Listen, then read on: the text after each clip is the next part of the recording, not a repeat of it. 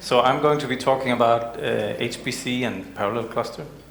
And just by show of hands, who here has tried parallel cluster before? A few people. Okay.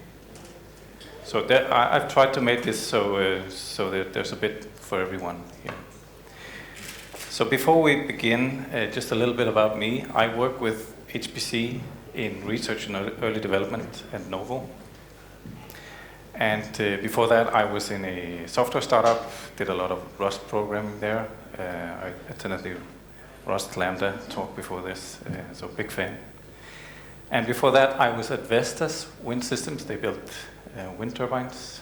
I was a director of the simulation department there, where they did fluid dynamics and weather simulation.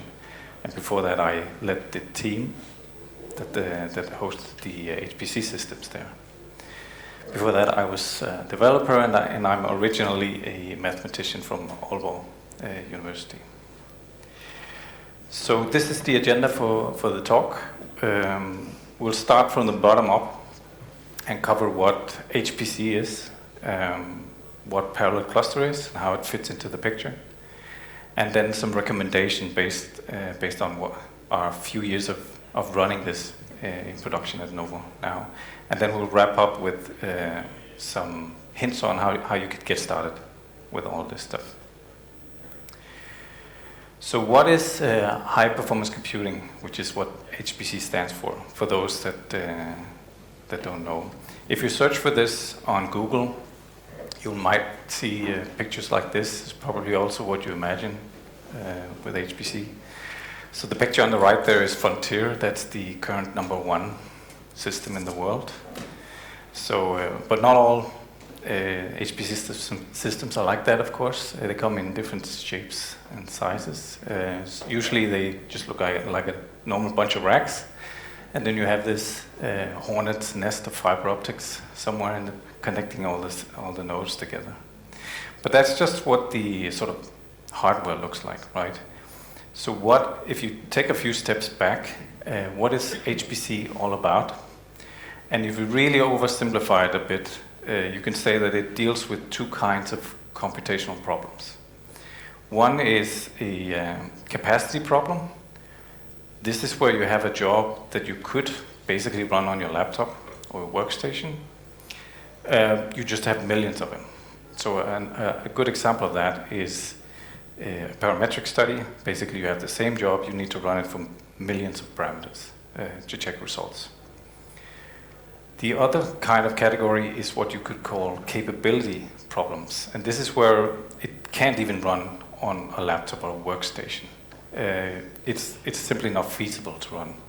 So in order to deal with that, you need to build a bigger system in order to actually get the calculations going. So some examples of that are fluid dynamics, for instance, is a very classical HPC problem, but also more relevant now is large language models, which require a cluster of GPUs in order for the training time to be feasible. So those are the problems, right? So how can we solve that? Well, obviously, we need to add lots of compute in some way or another, right? So, but once we bought all the computers, put them in racks, booted them up, and so forth, then it's not feasible to manage all these millions of jobs by hand, obviously. So we need some kind of orchestration system to figure out what's running where, return results, make sure jobs don't overlap each other, make sure the jobs that need to be scheduled together are run together. This is called gang scheduling, for instance. So we need some kind of an orchestration system. That's typically, this is called an HPC scheduler, and there's like a handful of popular ones that you use. And then when the jobs are running on individual nodes, they also need to access their data. And you can either do that by staging, copying data back and forth, or you can establish some big parallel file system, which deals with all the I/O load of the cluster. And on top of that, some workloads require specialized hardware. Again, the LLM example requires GPUs. And then in the capability space, you also need a high-speed interconnect basically to transfer results between nodes. On-premise, that's typically something called InfiniBand. In AWS, it's with the fabric adapters, EFAs. And then a note is that the HP is for high performance. Right? I usually joke that we're not building a medium, okay-ish performance system, right? So because the workloads are so big, 1% savings can add up to a lot. And especially when running in the cloud, it's very direct, the savings you can have there. Also, any kind of latency reduction that you can do in these capability type workloads can make a big difference for performance. So in this space, performance concerns, they weigh quite heavily, and they can actually cause you to compromise on some of the other stuff, like for instance, complexity or how you do abstraction, right? For instance, you often see direct assumptions on which type of hardware you're running on, or interfacing directly with the hardware underneath. So that skew basically means that there's some exotic software in play in HPC, something that you usually don't touch with or interact with in other spaces. And then also some unusual ways of working, like for instance, worrying about which compiler you use to compile your program. When I started out in HPC, I didn't actually believe that this made a difference. I thought it was sort of, yeah, your favorite compiler is the best, yeah, sure. Right, but on the workload that I tried this on, it was several % difference, just switching compilers. And I really thought that can't be true. I can do the same thing with GCC, right? It's just about tweaking some flags and so forth. Couldn't do it. Maybe I'm not enough of a GCC ninja, but it can make a huge difference. So how does ParallelCluster come into the picture? So ParallelCluster is started as CFN Cluster, an open source project, co-developed by Intel and AWS. And they later, AWS took it in-house because customers were worried that this was just an open source project. So they took it in-house. It's still open source, but it's fully supported by AWS now. And it makes it easy to build an HPC cluster in the cloud, which looks like an on-premise cluster, basically. So it deals with the stuff about provisioning the infrastructure, setting up this basic HPC software like the scheduler, and then configuring the nodes and having them join the cluster.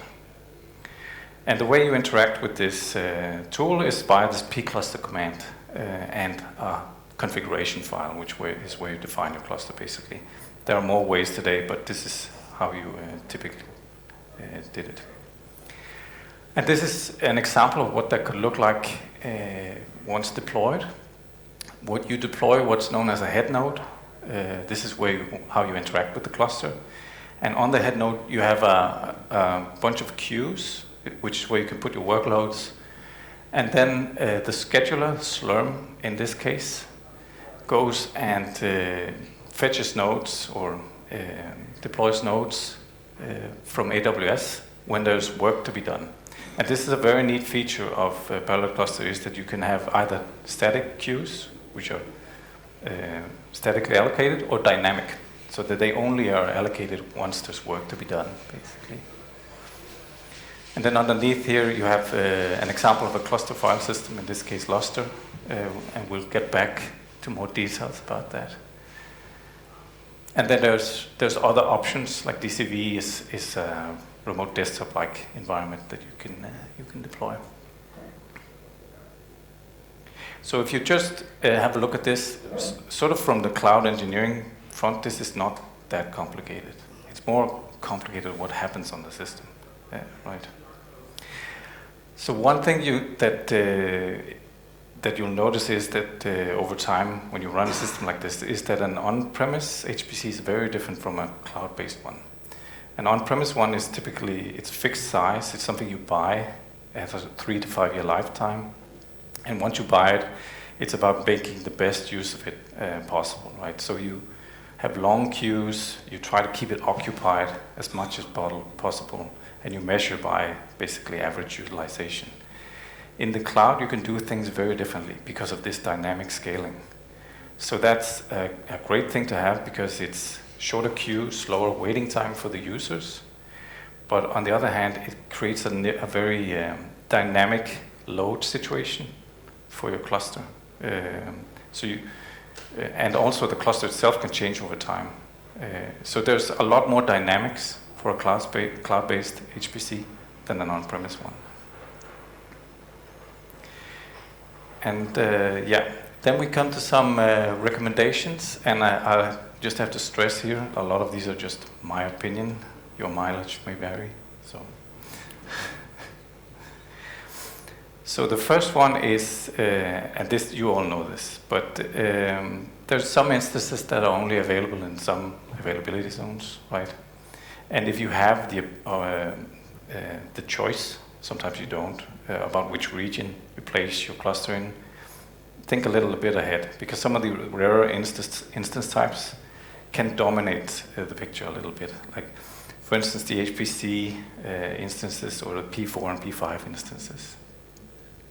They are also only in some ACs in the region, and it's a good idea to co-locate your head node and your file system with those rarer type instances. And then another thing you'll probably run into is the service quotas. So just keep an eye on those because you might hit them eventually.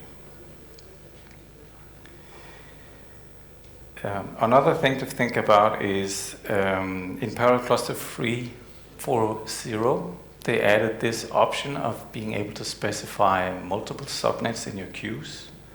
And then the scheduler itself will try each of the subnets when it's trying to instantiate nodes, and subnets and ACs. And for some instance types, for instance, the P4 and P5 instances that I just mentioned, you will probably see this log message in CloudWatch. And that means that basically there's no available nodes in the availability zone at the moment. So having multiple subnets or availability zones to try makes it easier to deploy some of these, especially GPU type instances. We saw a lot of this, and add this feature, it didn't solve the problem completely, but it made a huge difference. So even if you're not going to spin up thousands of nodes across many subnets, it's still a neat option to have just for compute availability of some of these nodes. Another thing to consider is how you design your queues. And there are some lessons learned here from the on-premise case, is to try to keep your per-core memory and per-core network bandwidth the same. So the table to the right here is just an example for C7 nodes. And if you calculate the memory per vCPU, you can see it's 2 gigabytes all the way down. But the network bandwidth per vCPU varies, especially the bottom and the top end. And there are some instance types where it's the same thing for memory. And the reason why this is a problem is some jobs that run on the cluster, they have this sync stage where they have to wait for all jobs to finish before they can continue with the next stage. So if your job or your workload is I/O bound, you'll be waiting on the slowest node in this case. So making sure that you have instance types with the same characteristics like that can make sure that you don't waste resources basically and are waiting for the slowest instance where it's running on. Another thing to think about is hyperthreading. This option is something you can switch in ParallelCluster config, and I've only seen either the same performance or worse performance by having hyperthreading enabled in HPC scenarios at least. This is something that really does vary from job to job, but just know that the option is there, and you can disable it in your queues.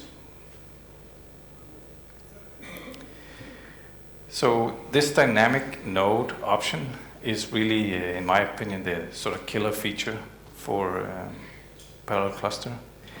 The problem is that the provisioning time is just long enough that you don't want to leave your desk, but it's still annoying. So, and if you do something, once you configure a cluster like this, you'll likely have to do some additional configuration. That's a feature called on-node configured, where you can do extra steps after the node has been provisioned. But that can add additional minutes to your spin-up time. So it sounds like silly fighting over a few minutes there, but it really can affect the user experience in interacting with the cluster and keeping the spin-up time low. So you can bake some of this configuration into your into AMIs, and then use those AMIs when you spin up nodes, just to keep that provisioning time low. Yeah, and this is a big topic on which file system you choose for the cluster. And this could probably be its own talk, honestly. But one option here is EFS. So the pros of EFS is that it scales up and down. So if you have varying amounts of data, that's a neat feature to have. The problem with it is that there are various limits you can hit. You can check the docs. There are various limits depending on the configuration, and they can be very hard to deal with once you hit them. It's sort of a little bit of a blocker in the end. And depending on your file behavior, there's this infrequent access tier of EFS. But depending on your file behavior, it can also get pricey once you grow large in this type of a system. So the other option is called FSX Lustre. That's the Amazon managed version of Lustre. Lustre is a parallel file system you'll find in many HPC systems.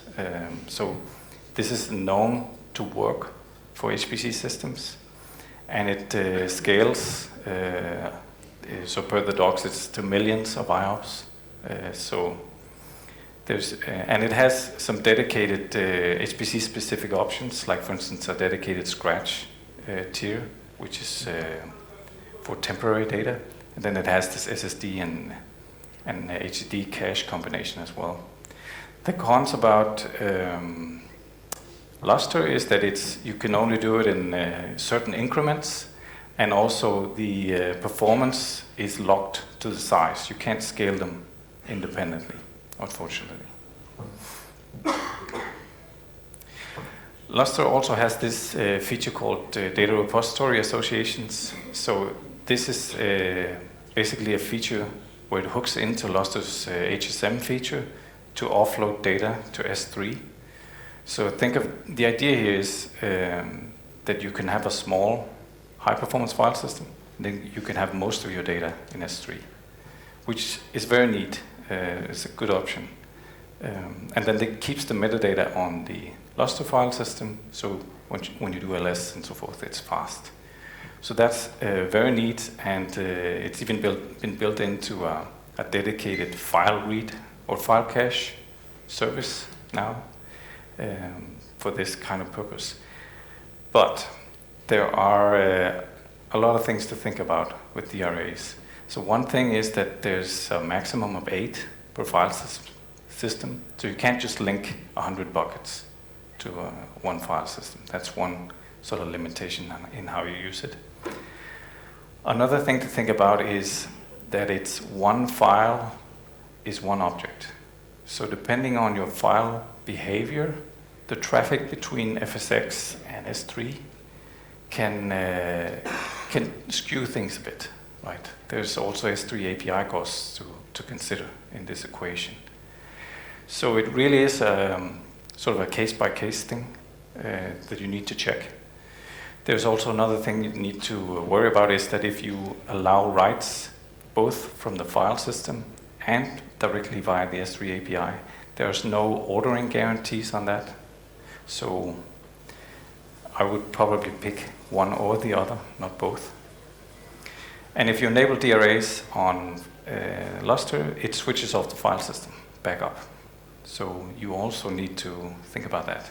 Backups get complicated all of a sudden.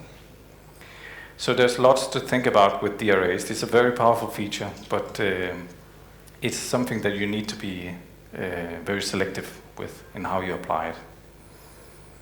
So if we really boil it down, so the suggestion from me is just to use FSx Lustre. That's a good base option, and there's very different tiers you can select, and be very selective with how you use these DRAs.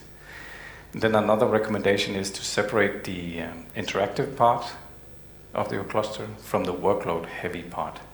So the interactive part is what you feel when you interact with the cluster, like you do development and so forth. And the workload is where all your heavy I/O traffic lands, right? So separating those two file systems also is something that can improve the user experience. And then you can use quotas to keep people from not using the home directories for workloads. You sort of have to encourage that behavior. And then use this scratch option that FSx provides. Great. So this is the second to last recommendation. So one more thing is on monitoring. So ParallelCluster comes with some basic CloudWatch dashboards to monitor your cluster, but you're probably going to need something a lot more in depth than that. And this is something you have to build basically and customize to your use case. So one option is CloudWatch. You can also use Prometheus if you want something more in depth than that.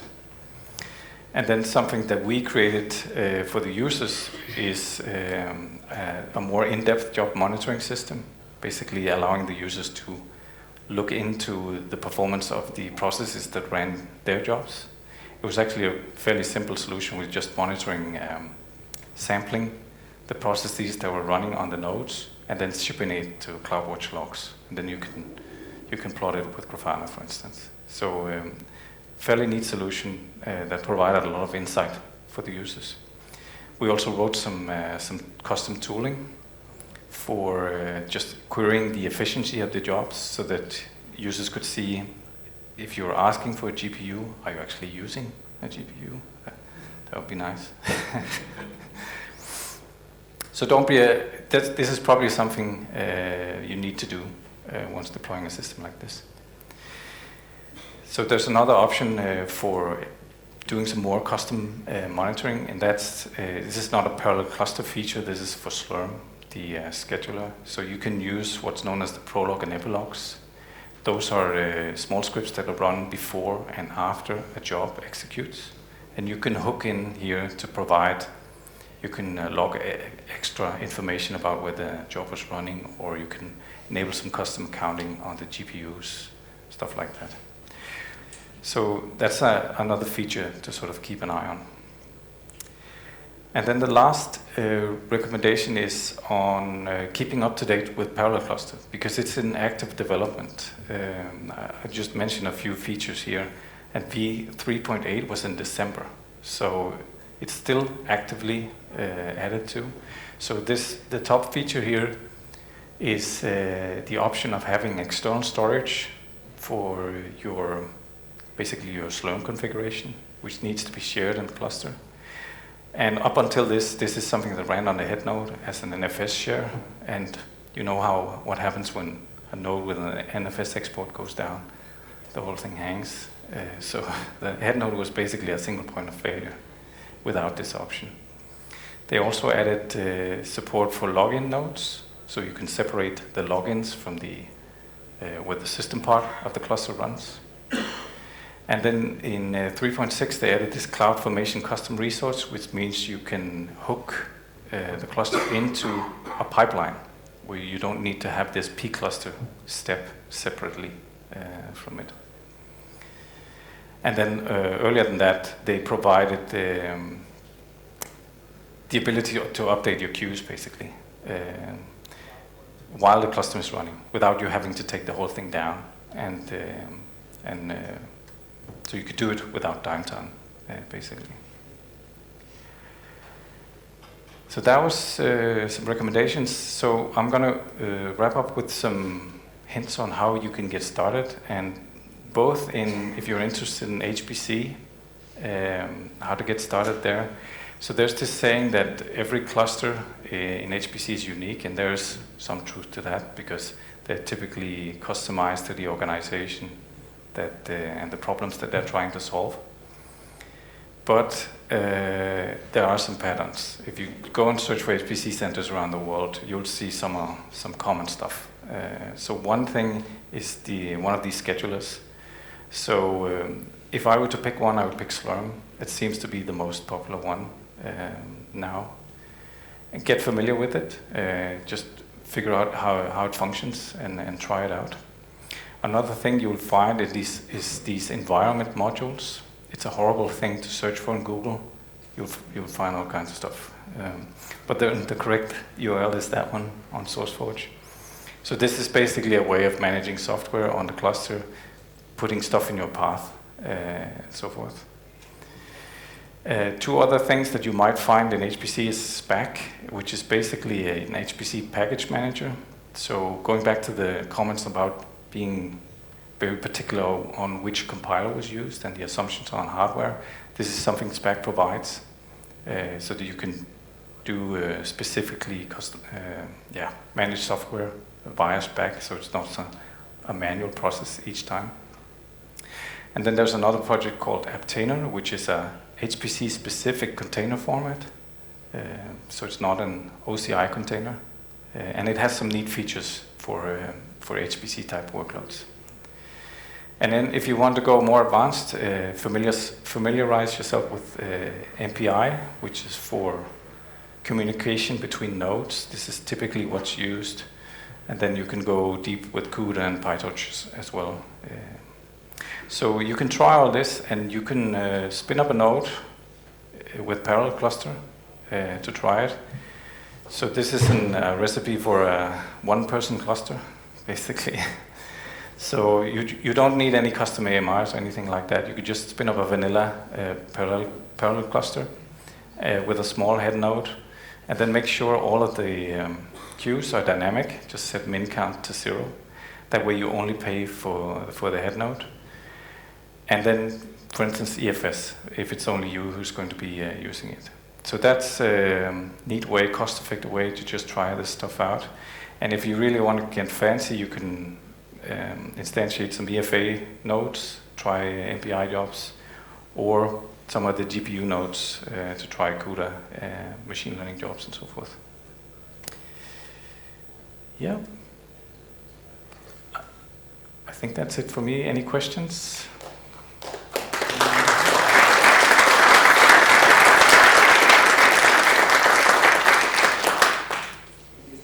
Yeah? Not really deeply familiar with this subject, but it got me thinking that when you mentioned that earlier, it used to be that there was like company owned one huge HPC cluster in their basement, and probably ran some strange variation of Unix anyway, so it was like really specific configuration. And then kind of, as you said, that you try to maximize the use of that, so anyone in the company who has some compute to be done, please use it to the max.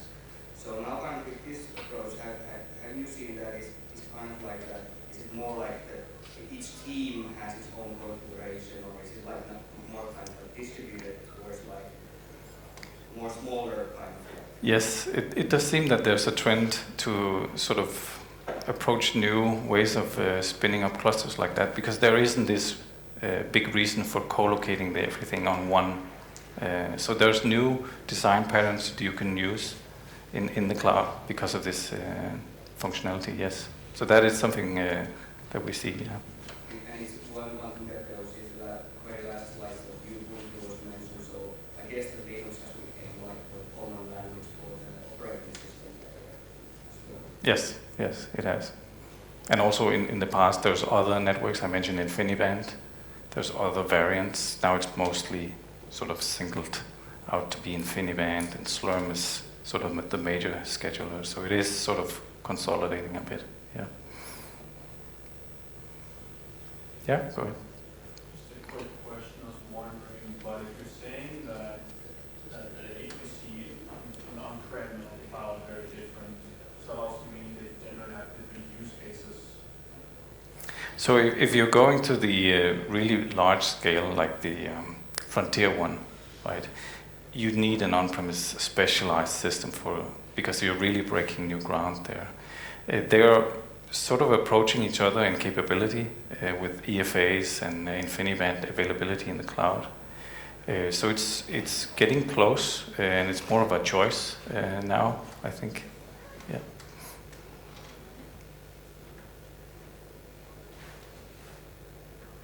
Okay. Well, thanks.